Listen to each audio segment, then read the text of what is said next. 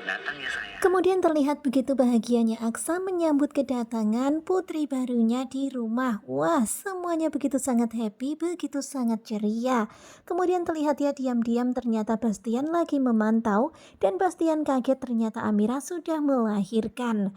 Terlihat ya Bastian pun berkata, ternyata cucuku sudah lahir, itu cucuku. Dan di saat yang bersamaan Markus dan Lian datang. Kemudian Markus dan Lian pun masuk ke dalam rumah Aksa dan Amira.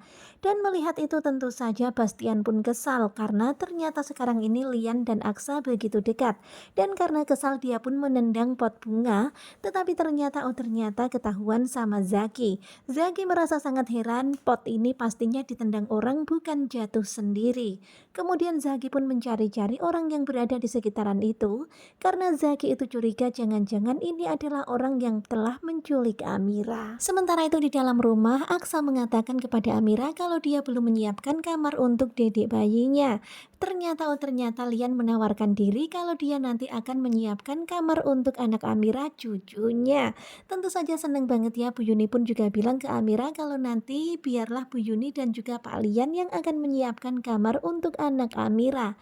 Tentu saja senang banget ya mereka semuanya menyambut kedatangan putri baru Aksa dan juga Amira. Kelihatan banget ya suasananya begitu sangat membahagiakan meskipun kondisi putri Amira seperti itu nggak menjadi masalah bagi mereka. Kemudian terlihat ya Zaki pun masuk. Zaki mengatakan kepada Aksa kalau tadi seperti ada orang di luar yang lagi memantau rumah ini. Kemudian Lian pun mengatakan kepada Aksa supaya memasang CCTV di rumah ini. Jadi kalau ada penyusup yang masuk bisa ketahuan. Sementara itu terlihat ya sekarang ini Bastian yang lagi melihat dari jendela. Bastian pun berkata di dalam hati kalau nanti rumah ini dipasang CCTV, aku nggak akan bisa melihat cucuku. Dan terlihat ya sekarang ini nampaknya Lian menyadari ada seseorang yang lagi memantau, dia pun mengecek.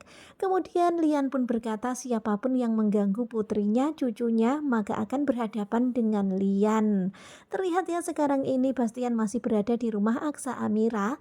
Kemudian Bastian pun lagi melihat cucunya dan dia menyaksikan kalau cucunya ternyata nggak sempurna. Di sini terlihat ya Amira pun seperti penasaran kayak ada orang yang lagi mengawasinya. Amira pun kemudian menggendong bayinya dan melihat ke jendela tetapi nggak melihat siapapun. Dan ketika Bastian pergi berlari, malah tubruan sama Adam. Dan tentu saja Adam begitu sangat kaget ketika melihat kondisi papanya seperti ini. Adam pun memanggil sang papa tetapi ternyata Bastian langsung lari kabur.